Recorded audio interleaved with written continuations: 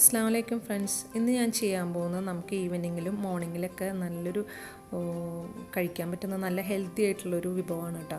അപ്പോൾ സിമ്പിളാണ്, വളരെ പെട്ടെന്ന് ഉണ്ടാക്കാൻ പറ്റുന്നതാണ്. കുട്ടികൾക്കാണെങ്കിലും വലിയവർക്കാണെങ്കിലൊക്കെ കഴിക്കാൻ പറ്റുന്നൊരു വിഭവമാണ്. അപ്പോൾ അതെങ്ങനെ ഉണ്ടാക്കുന്നത് നമുക്ക് നോക്കാം. അപ്പോൾ അതിന് വേണ്ട ഇൻഗ്രീഡിയൻസ് നമുക്ക് ആദ്യം തന്നെ ഒരു പാൻ അടുപ്പിൽ വെച്ചിട്ടുണ്ട്. അതിലേക്ക് 2 ടീസ്പൂൺ നെയ്യ് ഒഴിച്ച് കൊടുക്കുക. നെയ്യ് ഒഴിച്ചിട്ട് നെയ്യൊന്ന് ചൂടായി വരുമ്പോൾ നമുക്കതിലേക്ക് കുറച്ച് കാഷ്യൂനട്ട്, അത് നമ്മൾ അളവ് പ്രത്യേകിച്ച് അളവൊന്നുമില്ല, നമ്മുടെ അടുത്തുള്ളതനുസരിച്ച് ഇട്ട് കൊടുത്താൽ മതി. അപ്പോൾ കാഷ്യൂനട്ട് ഒന്ന് ചെറുതായി മൂത്ത് വരുമ്പോൾ നമുക്കതിലേക്ക് കുറച്ച് ഉണക്കമുന്തിരി ഇട്ട് കൊടുക്കാം. എന്നിട്ട് ഉണക്കമുന്തിരി കൂടി ഇട്ടിട്ടൊന്ന് വഴറ്റി, അപ്പോൾ നമ്മളതൊന്ന് വീർത്ത് വരും. മുന്തിരി പെട്ടെന്ന് തന്നെ ചൂടാകുമ്പോൾ വീർത്ത് വരും. അപ്പം നമ്മൾ അതിലേക്ക് ഒരു പഴം, ചെറുതായി കട്ട് ചെയ്തൊരു പഴം, അത് ഓപ്ഷണലാണ് കേട്ടോ, വേണമെങ്കിൽ നിങ്ങൾക്ക് താല്പര്യം ഉണ്ടെങ്കിൽ ചേർത്താൽ മതി പഴം. ആ പഴം ചേർത്ത് ഒന്ന് വാടി വരുമ്പോൾ, പഴം ഒന്ന് വാടി വരണം കേട്ടോ, ചെറിയൊരു കളറ് മാറി വരുമ്പോൾ നമുക്കതിൽ 1/4 കപ്പ് തേങ്ങ ചേർക്കുന്നുണ്ട്. അപ്പോൾ തേങ്ങ, പിന്നെ പഴം ചേർക്കുന്നില്ലെങ്കിൽ തേങ്ങയുടെ അളവ് നിങ്ങൾ കൂട്ടിയെടുത്താൽ മതി. പിന്നെ അതിൽ 1/4 കപ്പ് അവലും ചേർക്കുന്നുണ്ട്. അപ്പം നമുക്ക് നല്ലൊരു കോമ്പിനേഷനാണ് ശരിക്കും. അവലും പഴവും തേങ്ങയൊക്കെ കൂടി ചേർത്ത് കഴിക്കുന്നത് നല്ലൊരു കോമ്പിനേഷനല്ലേ. അതിലേക്ക് മധുരത്തിന് ആവശ്യമുള്ള ശർക്കര നീര് ഒഴിച്ച് കൊടുക്കാം. ശർക്കര ഞാൻ എപ്പോഴും ഉരുക്കി അതിൻ്റെ കല്ലും ഇതൊക്കെ കളഞ്ഞ് ഉരുക്കി അരിച്ച് വെക്കാറുണ്ട്. അതുകൊണ്ട് തന്നെ ഞാൻ പ്രത്യേകിച്ച് അളവ് പറയുന്നില്ല. നമ്മൾ മധുരത്തിനനുസരിച്ച് ഓരോരുത്തരുടെ മധുരത്തിനനുസരിച്ച് ഒഴിച്ചു കൊടുത്താൽ മതി കേട്ടോ. പിന്നെ അതിലേക്ക് കുറച്ചുകൂടി ഒഴിച്ചിട്ടുണ്ട്. എന്നിട്ട് നന്നായി ഒന്ന് യോജിപ്പിച്ചെടുക്കുക. എന്നിട്ട് കുറച്ച് നേരം ആ ശർക്കര നീരൊന്ന് വറ്റിച്ചെടുക്കണം കേട്ടോ. എന്നാൽ ആ പഴത്തിലൊക്കെ നന്നായി, തേങ്ങയിലും പഴത്തിലൊക്കെ നന്നായി ശർക്കര ഒന്ന് പിടിക്കുകയുള്ളൂ. അപ്പോൾ നമുക്കിത് വറ്റി വന്നതിന് ശേഷം അതിലേക്ക് 1/2 ടീസ്പൂൺ ഏലക്ക പൗഡർ ഇട്ട് കൊടുക്കാം. എന്നിട്ട് നന്നായി ഒന്ന് മിക്സ് ചെയ്ത് എടുക്കാം.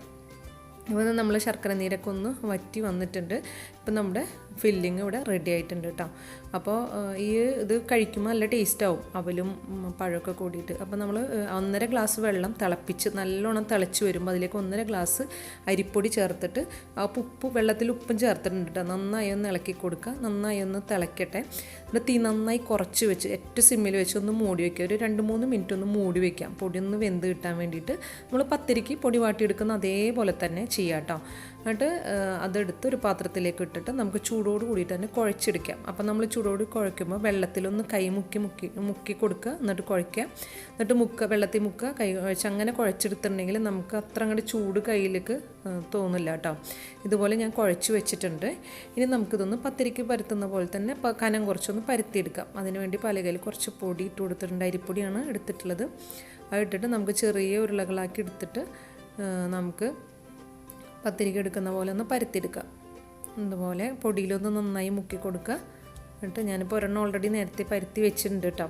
അപ്പോൾ ഞാൻ ഇതുപോലെ പരത്തി കൊടുക്കുക. ഒന്ന് കുറച്ച് കനം കുറച്ച് തന്നെ പരത്തുക. നമുക്കിതൊന്ന് സ്റ്റീം ചെയ്തെടുക്കുന്നതുകൊണ്ട് തന്നെ നമുക്ക് നല്ല ഹെൽത്തിയാണ്. ഇത്ര ഏജ് ഉള്ളവർക്കും കുട്ടികൾക്കൊക്കെ കൊടുക്കാൻ നല്ലതാണ്. അപ്പോൾ അതിൻ്റെ നടുവിലായിട്ട് നമുക്ക് ഈ പഴത്തിൻ്റെ ഫില്ലിങ്, തേങ്ങയും അവലൊക്കെ കൂടി ചേർത്തുള്ള ഫില്ലിങ്. ഇപ്പം നിങ്ങൾ അവലും പഴമൊന്നും ചേർക്കുന്നില്ലെങ്കിൽ തേങ്ങ മാത്രം വെച്ചാൽ മതി, നട്ട്സും. ഇതുപോലെ നമ്മൾ തുർക്കിപ്പത്തിരിയൊക്കെ ഉണ്ടാക്കുമ്പോൾ ഇതുപോലെ ഞെറിഞ്ഞിങ്ങനെ അരികുന്നെടുക്കില്ലേ, അതേപോലെ എടുത്തിട്ട് നടുവിൽ ഇതുപോലെ പ്രസ് ചെയ്ത് കൊടുക്കുക. അപ്പോൾ നമുക്കിത് ഒട്ടിയിരുന്നോളും, അരിപ്പൊടിയല്ലേ, അപ്പോൾ അതുകൊണ്ട് തന്നെ പെട്ടെന്ന് ഒട്ടിക്കോളും. എന്നിട്ട് ഞാനിതിൻ്റെ നടുവിൽ ഇങ്ങനെ പതുക്കെ, ഇതിപ്പോൾ ഇങ്ങനെ അങ്ങനെ തന്നെ വെച്ചിട്ടുണ്ട്. നടുവിൽ നിന്ന് ഇങ്ങനെ പ്രസ് ചെയ്തിട്ട് അതിനെ കൂർത്ത രീതിയിൽ തന്നെ ഇരിക്കുന്നുണ്ട്. ഇനി അടുത്ത് ഞാൻ ഒരെണ്ണം കൂടി ഒന്ന് പരത്തി കാണിച്ചു തരാം കേട്ടോ. ഇതുപോലെ തന്നെ പരത്തിയെടുക്കുക, കനം കുറച്ച് പരത്തിയെടുക്കുക. അതിന് ശേഷം നമുക്ക് ഈ ഫില്ലിങ് നടുവിലായിട്ട് വെച്ച് കൊടുക്കാം.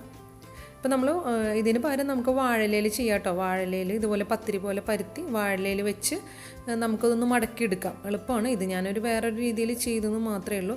ഇതുപോലെ ഒന്ന് ഞൊറിഞ്ഞെടുത്തിട്ട് നടുവിൽ നിന്നൊന്ന് പ്രസ് ചെയ്തിട്ട് ഞാൻ അതിൻ്റെ മുകളിൽ നിന്നായി ഇത് പിച്ചെടുക്കുന്നുണ്ട് കേട്ടോ. അപ്പോൾ അതിങ്ങനെയും വേണമെങ്കിൽ ചെയ്യാം. അങ്ങനെ കൂർത്ത് വെക്കണമെങ്കിൽ വെക്കാം, അല്ലെന്നുണ്ടെങ്കിൽ നമുക്കിതുപോലെ നന്നായി ഉരുട്ടി എടുക്കാം, മുകളിൽ നിന്ന് പൊട്ടിച്ചെടുക്കാം.